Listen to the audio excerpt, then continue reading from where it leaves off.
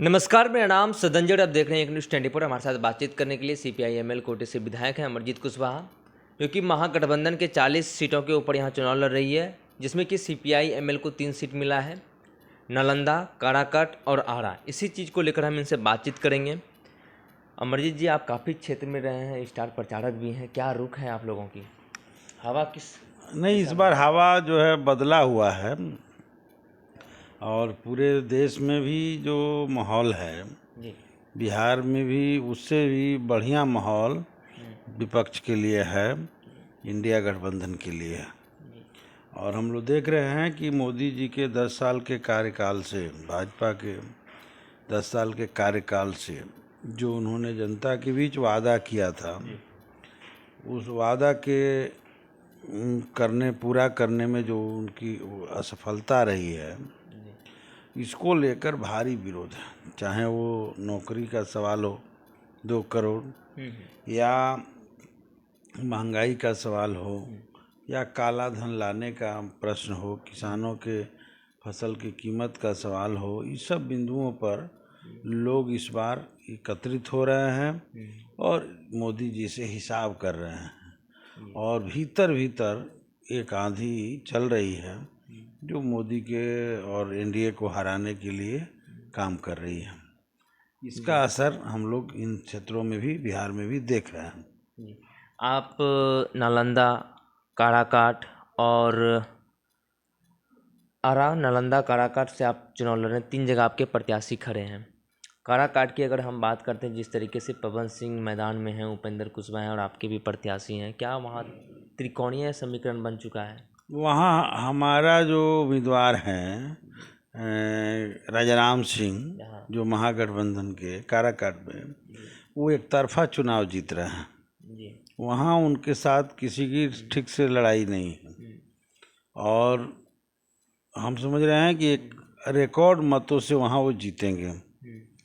बाकी अन्य जगहों पर लड़ाई है, जीतेंगे हम लोग 3 सीट, लेकिन काराकाट एक तरफा हम लड़ रहे हैं, एक तरफा जीत रहे हैं हम। और हम देख रहे हैं कि एनडीए के आधार में ही दोनों लोग लड़ रहे हैं, चाहे वो पवन सिंह हो, चाहे उपेंद्र कुशवाहा हो। और बाकी जो वोट है एकजुट है, गरीब गुरबे से लेकर के और किसान मजदूर से लेकर के छात्र नौजवान तक, महिलाएं तक, अल्पसंख्यक के सारे एकजुट होकर के महागठबंधन के राजाराम सिंह को काराकाट में दे रहे हैं। प्रेजेंट सिनेरियो की अगर हम बात करें तो सबसे अधिक बिहार में चर्चा हो रही संविधान और आरक्षण को लेकर। आप लोगों की ओर से कहा यह जाता है कि अगर भारतीय जनता पार्टी की सरकार आती है तो आरक्षण और संविधान खत्म कर देगी। ये जो है हम लोग नहीं कह रहे हैं, ये तो भाजपा के ही कई नेताओं का बयान आ चुका है कि 400 पार हमको इसलिए दीजिए कि संविधान को बदलना है। तो ये डर तो है कि ये लोग 400 पार लाने की बात कह रहे हैं, तो इनकी मंशा यह है कि हम संविधान को बदलें। और 10 सालों के भीतर बहुत सारे संशोधन किए गए हैं। 1 नेशन 1 पार्टी का लागू कर देंगे, वोटिंग राइट ख़त्म कर देंगे, आरक्षण ख़त्म कर देंगे। ये सारे काम भाजपा के लोग करेंगे और इसके लिए वो मैंडेट मांग रहे हैं। लेकिन खुशी की बात यही है कि देश की जनता इनके चाल को पकड़ लिया है और इनके चाल के खिलाफ आज खड़ी हो गई है। बिहार के 9 सीटों पर जो इलेक्शन हुआ है, इसमें हम लोग जो रिपोर्ट देख रहे हैं, जो मतदान भी कम हुई है, रुझान आ रहा है, मतदान तो बिल्कुल ही कम है। और उससे जो रुझान आ रहा है उसमें हम लोग देख रहे हैं कि वहाँ महागठबंधन ही लीड कर रहा है। मतदान भी कम हुई है। फर्स्ट फेज में तो बिल्कुल कम हुई थी। पूरे देश के 110 सीटों के ऊपर मतदान हुई थी, तो बिहार सबसे कम मतदान बिहार में हुआ। सेकेंड फेज में भी थोड़े बहुत बढ़ी, लेकिन मतदान कम हुई थी। ये मतदान कम होने का क्या वजह हो सकता है? लेकिन ये कह रहे हैं कि सत्ता पक्ष ये भी कह रहे हैं कि जो भी वोटर निकले थे वो एनडीए के निकले थे, महागठबंधन के वोटर नहीं निकले घर से। वो कह सकते हैं कहने के लिए, लेकिन वेव जो जो देख रहे मैंने कह रहे थे कि मोदी का लहर है, वेव है, जो कह रहे थे वो तो ख़त्म हो चुका है, उसका हवा निकल गया है।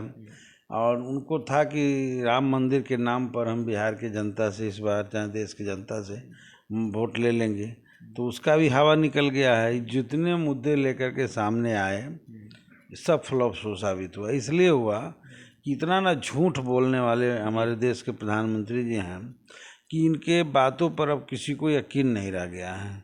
बहुत दिनों तक लोगों ने यकीन किया, अब यकीन नहीं रह गया है। और ये लोग जो भी बात बोलते हैं सब बात को खुद अपने से जुमला भी कह देते हैं और जनता उसे जुमला मान लिया है। इसलिए लहर नहीं है, वेव नहीं है। सामान्य वातावरण में चुनाव हो रहा है और भीतर से इनके खिलाफ जो इनर करंट है उसका असर जगह जगह पर दिख रहा है।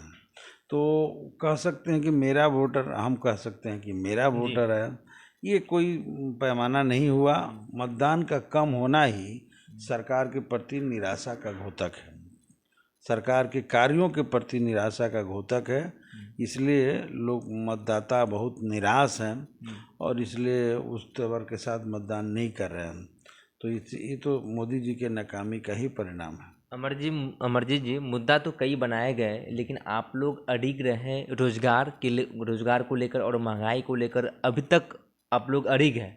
राम मंदिर हो या धारा 370 हो, इसके ऊपर कब तक आखिर आप राजनीति करेंगे? लेकिन आप लोग कहीं ना कहीं इसी रोजगार और महंगाई को लेकर हमेशा अड़े रहे। हमने आपके जो बिहार विधानसभा के नेता प्रतिपक्ष थे तेजस्वी प्रसाद यादव का भी हमने बयान सुना, और महागठबंधन के बड़े नेता जितने भी हैं वो महंगाई और रोजगार की ही बात कर रहे हैं। हाँ, तो हम लोग मुद्दों पर चुनाव लड़ते हैं। तो महागठबंधन, इंडिया गठबंधन मुद्दों पर चुनाव लड़ रही है। भाजपा मुद्दों पर नहीं लड़ रही है, उसके पास कोई मुद्दा है ही नहीं। दरअसल वो मुद्दा विहीन है। कुछ अनाप शनाप के नेता प्रतिपक्ष थे तेजस्वी प्रसाद यादव का भी हमने बयान सुना, और महागठबंधन के बड़े नेता जितने भी हैं वो महंगाई और रोजगार की ही बात कर रहे हैं। हाँ, तो हम लोग मुद्दों पर चुनाव लड़ते हैं। तो महागठबंधन, इंडिया गठबंधन मुद्दों पर चुनाव लड़ रही है। भाजपा मुद्दों पर नहीं लड़ रही है, उसके पास कोई मुद्दा है ही नहीं। दरअसल वो मुद्दा विहीन है। कुछ अनाप शनाप की बातें देख रहे हैं कि लोग बोल रहे हैं। तो हमारा जो मुद्दा है वो स्पष्ट है। हम देश के संविधान की रक्षा करना, लोकतंत्र को बचाना है, आज़ादी जो हमें मिली है उसको रक्षा करना है। तमाम नौजवानों को 1 करोड़ का घोषणा तेजस्वी जी ने किया है। हम लोग के भी घोषणा पत्र में है कि अगले अगस्त में 15 अगस्त को आज़ादी दिवस के दिन हम जो है 1 करोड़ लोगों को बेरोजगारी से मुक्त करेंगे। फिर रक्षाबंधन के दिन हम महिलाओं को 1-1 लाख रुपया देंगे, महिलाओं के उत्थान के लिए, विकास के लिए।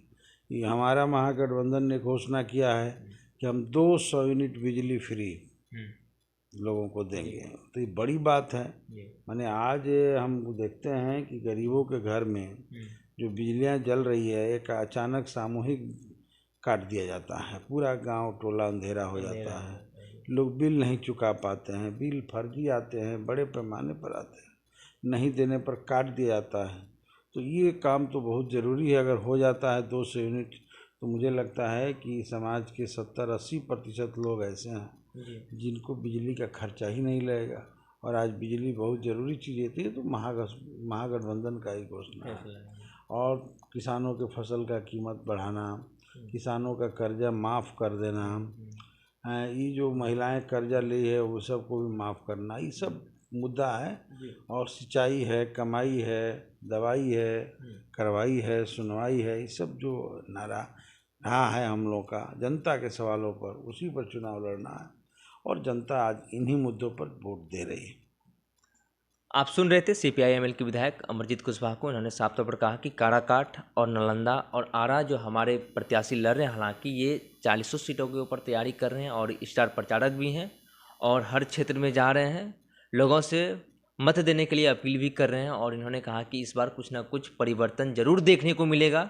हम लोगों ने जिस तरीके से मैनिफेस्टो जारी किया है 200 यूनिट बिजली, महिलाओं को लेकर और युवा को लेकर जो हम लोगों ने घोषणा किया है, उसके ऊपर हम लोग खड़े उतरेंगे। बहरहाल इस खबर में इतना ही। आगे की अपडेट के लिए आप बने रहिए न्यूज़ 24 पर। मेरे सहयोगी अंकित के साथ मैं सदन पटना।